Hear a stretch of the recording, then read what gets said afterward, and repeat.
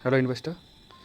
तो आज के एपिसोड में हम जानेंगे कि इंडिपेंडेंस डे स्पेशल एक पोर्टफोलियो मैंने बनाया है, जो may be which is useful for the new beginner, जो न्यू इन्वेस्टर है मार्केट में। तो मैंने एक according to the sector, according to market cap, according to the risk analysis एक पोर्टफोलियो बना। सो जस्ट हम डिस्कस करेंगे, अगर आपको अच्छा लगता है so you can continue the investing. तो बेसिकली पोर्टफोलियो एक बंच ऑफ स्टॉक्स होते हैं, जिसके हम एक ब्रीफ केस बोल सकते हैं, जिसमें आपके इंपॉर्टेंट डॉक्यूमेंट्स होते हैं। उसी तरह एक पोर्टफोलियो का मतलब होता है जिसमें आपके इंपॉर्टेंट स्टॉक होते हैं। एंड पोर्टफोलियो बनाने का बेसिकली मेन पर्पस होता है कि डाइवर्सिफिकेशन हो एंड उसमें रिस्क मैनेजमेंट एनालिसिस हो।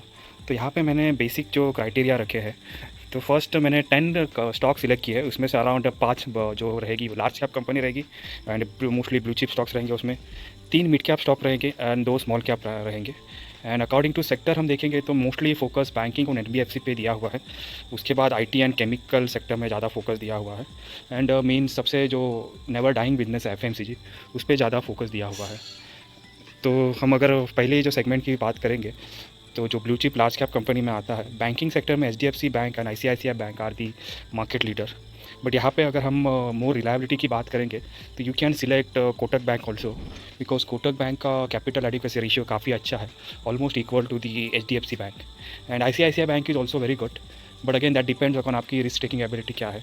तो फर्स्ट बैंकिंग सेक्टर मार्केट का सबसे ज़्यादा 40% का मार्केट शेयर है बैंकिंग सेक्टर का, तो बैंकिंग सेक्टर के स्टॉक्स तो आपके पास होने ही चाहिए। एंड देन उसके बाद है NBFC. Finance sector and NBFC banking sector दोनों मिला के ऑलमोस्ट 40% है मार्केट में। तो एनबीएफसी सेक्टर में जो लीडर्स हैं, एचडीएफसी लिमिटेड, बजाज फाइनेंस, ये तो मस्ट आपके पोर्टफोलियो में होने ही चाहिए। एंड अगर apart from the Muthoot finance की एक जो मार्केट लीडर कंपनी है, they are into gold loan, तो काफ़ी अच्छा इनका बिजनेस प्लान है एक्चुअली। तो you can also consider as this company.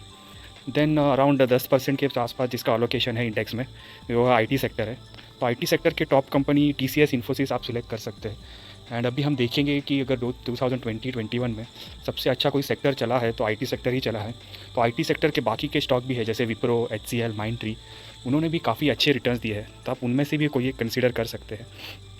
Chemical sector में पीडीलाइट इज़ अ मोनोपोली, जो फेविकॉल के नाम से जानते हैं। And Asian paints again top market share जिसका है। अपार्ट फ्रॉम दिस आप बर्जर पेंट को भी कंसिडर कर सकते हैं। एंड एफएमसीजी में तो काफ़ी सारे हैं ऑप्शन। देन आपके पास हिंदुस्तान यूनिलीवर है, नेस्ले है, टाटा कंज्यूमर प्रोडक्ट है, मैरिको है, डाबर है। तो यहाँ पे मैंने HUL, Nestle and Tata consumer product, this would be the choice, क्योंकि ये तीनों भी निफ्टी 50 इंडेक्स के पार्ट है। तो यहाँ पे काफ़ी अच्छा एक वेटेज हम वहाँ पे दे सकते हैं HUL, Nestle, Tata consumer product. Then हम 3 मिड कैप कैटेगरी के स्टॉक्स की बात करेंगे, तो उसमें हम जुबलियन फूड, जो डोमिनोज पिज़्ज़ा वाली कंपनी है, उस पर सबसे ज़्यादा फोकस कर सकते हैं, क्योंकि यही एक क्यूएसआर कंपनी है जिसने काफ़ी अच्छे रिटर्न्स दिए हैं अभी तक। एंड पिज़्ज़ा का जो मार्केट है इंडिया में, वो काफ़ी अच्छे से ग्रो कर रहा है, एंड ये हमेशा डिमांड में रह सकता है, क्योंकि आजकल की यंग जनरेशन एंड आने वाली फ्यूचर जनरेशन भी पिज़्ज़ा एंड ये फास्ट फूड पे थोड़ा ज़्यादा फोकस करती है। एंड उसके लिए दूसरा ऑप्शन है Dixon technology, if you are not okay with QSR technology. तो डिक्सॉन टेक्नोलॉजी एक आप बोल सकते हैं कॉन्ट्रैक्ट मैन्युफैक्चरर है for all the electrical companies. And इनको रिसेंटली ये भी एडवांटेज मिला है कि मेड इन इंडिया का प्रोडक्शन के लिए उनको इंसेंटिव मिलता है। सो एंड काफ़ी अच्छे बैकग्राउंड हिस्ट्री है स्टॉक की, काफ़ी अच्छे रिटर्न दे चुका है। तो you can consider this in mid cap category. Then उसके बाद हम बात करेंगे CAMS, Astral Poly and Happiest Mind.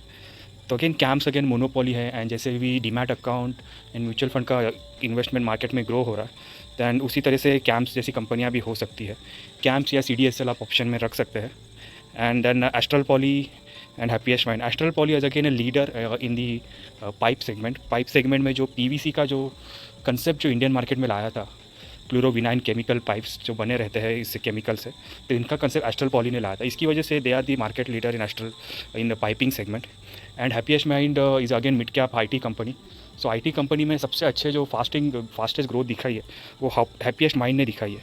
And ये काफ़ी अच्छे मैनेजमेंट भी है इनका, मिस्टर अशोक सूता, जो ex Wipro and ex Mindtree है। तो इन्होंने काफ़ी अच्छे we can expect good multi bagger return from Happiest Mind. And हम अगर स्मॉल बैंक्स में बात करेंगे तो Federal bank and AU small finance bank, दो अभी थोड़ी कंडीशन ख़राब है, बट इन फ्यूचर इनका भी बिजनेस काफ़ी आगे जाके बढ़ सकता है, because they are targeting the tier 2 and tier 3 city. तो यहाँ पे काफ़ी अच्छे ग्रोथ के चांसेस दिखाई दे रहे हैं। तो यहाँ पे 3 आप कोई भी स्टॉक सिलेक्ट कर सकते हैं जिनका ग्रोइंग बिजनेस से रहेगा। एंड नेक्स्ट है स्मॉल कैप स्टॉक। तो स्मॉल कैप में मैंने यहाँ पे दिखा है Navin fluorine and India mart intermesh. तो नवीन फ्लोरिन एंड ये काफ़ी अच्छे कंपनीज़ हैं एंड ये कंपनी रिसेंटली ही लिस्टेड है मार्केट में, लाइक आप 3 साल से ज़्यादा दोनों भी लिस्टेड नहीं है। So we can expect good returns. Also यहाँ पे स्प्लिट बोनस जैसी भी घटनाएं और होना बाकी है। तो यही एक एडवांटेज होता है, अगर हम कोई कंपनी की स्टार्ट में इन्वेस्ट करते हैं तो उसका एडवांटेज हमें आगे भी मिल सकता है। And Deepak nitrate is also one of the chemical का जो उभरता हुआ सितारा है। एंड दीपक नाइट्रेट ने भी ऑलमोस्ट मल्टी बैगर रिटर्न्स दी चुके हैं and we can expect more like multi bagger returns in future also. And again यहाँ पे एक स्मॉल कैप कंपनी मैंने सिलेक्ट की है जिसका नाम है Hindustan foods. Hindustan food is like mostly they help the FMCG companies like HUL, Nestle, ITC। उनको पैकेजिंग पे ज़्यादा फोकस, मतलब पैकेजिंग एंड सप्लाई चेन में हेल्प करती है। So this company have a very good client base. तो this is one of the reason ये मेरे पोर्टफोलियो में है। Also this company has also proven the good track records. But यहाँ पे थोड़ा सा ही मैंने एलोकेशन रखा है क्योंकि mid cap and small cap stocks are like volatile होते हैं काफ़ी, तो इसके लिए यहाँ पे थोड़ा सा एलोकेशन रखा है। You can manage it according to your risk taking ability. अगर आपकी रिस्क टेकिंग एबिलिटी ज़्यादा है तो यहाँ पे आप स्मॉल कैप में 3 से 4 स्टॉक रख सकते हैं एंड ब्लू चिप के थोड़े हटा सकते हैं। एंड इस पर हम SIP ही मतलब मैं रिकमेंड करूँगा। आप हर एक कंपनी का स्टॉक हर महीने बाय कर सकते हैं। तो अराउंड 20,000 का इन्वेस्टमेंट आपको पड़ेगा पर monthly. And if you continue this for almost 5 years and उसके बाद 5 साल के बाद अगर आप SIP बंद कर देते हैं तो उसके बाद you can expect a good returns in future. Like यहाँ पे आपको ग्रोइंग कंपनीज़ में काफ़ी अच्छे रिटर्न्स दिख सकते हैं। And if you hold it for almost 20 years you will get the effect of compounding also as well as the capital gain.